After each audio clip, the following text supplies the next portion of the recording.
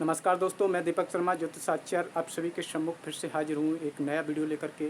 आज के इस वीडियो में हम बात करेंगे जब आपकी जन्म कुंडली के अनुसार आपका सिक्स्थ भाव एक्टिव होता है तो आपके जीवन पर क्या प्रभाव पड़ता है और आपके जीवन में क्या चीज़ें घटित होने लगती हैं, उसी पर आज चर्चा करेंगे और जानेंगे।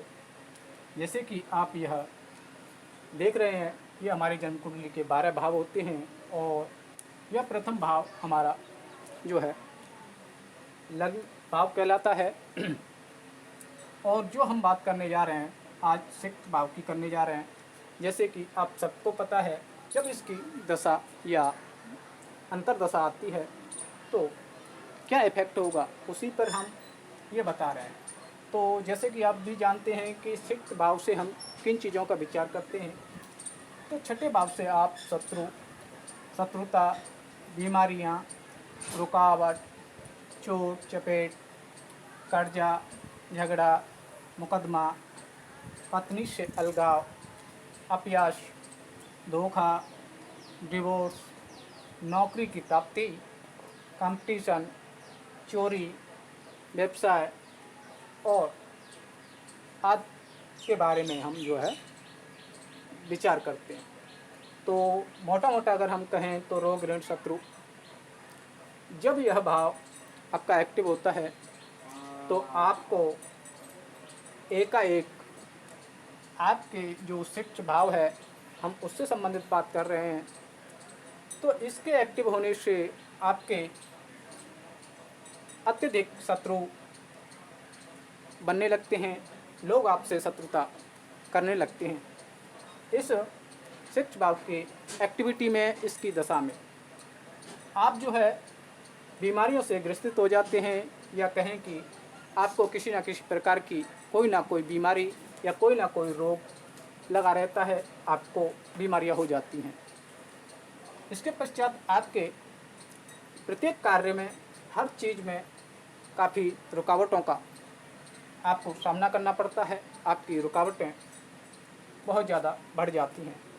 इसी के पश्चात आपको किसी न किसी प्रकार की चोट चपेट और एक्सीडेंट, जिसको हम कह सकते हैं, लेकिन ये बहुत बड़ा नहीं होता, ये छोटा मोटा चोट चपेट आपके जीवन में चलता रहता है, आपको लगता रहता है। इसके पश्चात हम बात करेंगे कर्जे की।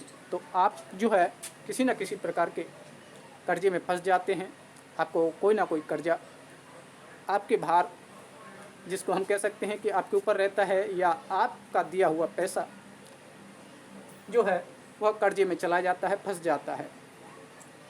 इसके पश्चात आपके किसी न किसी बात को लेकर के झगड़े होते रहते हैं, घर में कलह कलेश आदि चीज़ें उत्पन्न होती हैं। इसके पश्चात में आप किसी न किसी मुकदमे में पड़ जाते हैं या आपको फंसा दिया जाता है। बात करें हम इसकी पत्नी से अलगाव की, तो पत्नी से अलगाव सप्तम से द्वादश होने की वजह से आप जो है अपनी वैवाहिक सुख से वंचित हो जाते हैं, और यहाँ आपको जो है अपने पत्नी से सुख नहीं मिलता, उससे अलगाव यानी कि दूरियां बनने लगती हैं। आपके साथ जो रिलेशन हैं वह टूटने लगते हैं, उनसे आप जो है दूर होने लगते हैं, दूरियां होने लगती हैं आपकी। यहाँ आपके जो रिलेशन थे वह बहुत ज़्यादा अच्छे नहीं रहते, या कहें कि उनमें कमी आ जाती है और आप जो है अकेला महसूस करने लगते हैं। इसके पश्चात में हम बात कर लेते हैं अपयश की। तो आपको अपने जीवन काल में किसी न किसी बात को लेकर अपमानित होना पड़ता है, लोग आपको अपमानित करते हैं, चाहे आप कितना भी अच्छा कर लें फिर भी आपको अपमानित किया जाता है। यह सब आपके सिक्स्थ भाव के एक्टिव होने से होता है। और छठे भाव की हम बात करेंगे कि यह किस तरीके से एक्टिव होता है, वह भी हम आपको बताएंगे दशा के अकॉर्डिंग। इसके पश्चात में आपको हम यहाँ आप देख रहे हैं कि धोखा, तो यहाँ आपको एकाएक धोखा भी मिलने लगता है, आप धोखे का शिकार हो जाते हैं, लोग आपके साथ में विश्वासघात करने लगते हैं। आप लोगों पर विश्वास करते हैं लेकिन लोग आप पर जो है विश्वास न करके आपके साथ में विश्वासघात कर देते हैं। आप जो है अपनी कुंडली पर चेक कर लीजिएगा, अगर आपके सिक्त भाव की दशा चल रही है तो आप देखेंगे कि आपके साथ में यह सारा कुछ अवश्य हो रहा होगा।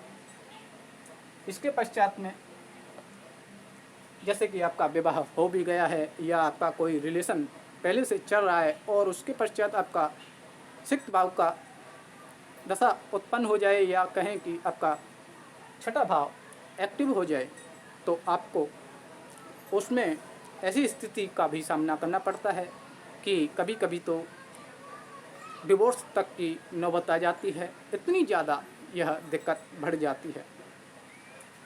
इसके पश्चात हम बात करें छठा भाव जैसे कि सर्विस का है, नौकरी का है, तो यहाँ आपको नौकरी के लिए यह टाइम पीरियड आपके लिए बहुत अच्छा होता है। अगर आप किसी प्रकार का पहले से व्यवसाय कर रहे थे तो उस व्यवसाय को आप छोड़ करके नौकरी कर सकते हैं, नौकरी के लिए प्रयत्न कर सकते हैं, तो आपको नौकरी मिल जाती है।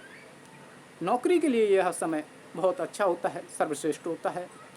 अगर आप कोई बिजनेस कर रहे होते हैं और नौकरी नहीं करते और बिजनेस करने पर ही ध्यान देते हैं और आपका छठा भाव जो है वह एक्टिव है, तो ये समझो कि आपका लॉस होना है। आप जो काम कर रहे हैं उसमें किसी न किसी प्रकार के चेंजेस आते रहेंगे, उसमें आपका वह व्यवसाय बहुत ज़्यादा अच्छा नहीं चलता। इस टाइम पीरियड में उसमें आपका लॉस होने लगता है। अगर आप किसी पार्टनरशिप में भी काम करते हैं तो उसमें आपको धोखा मिल जाता है।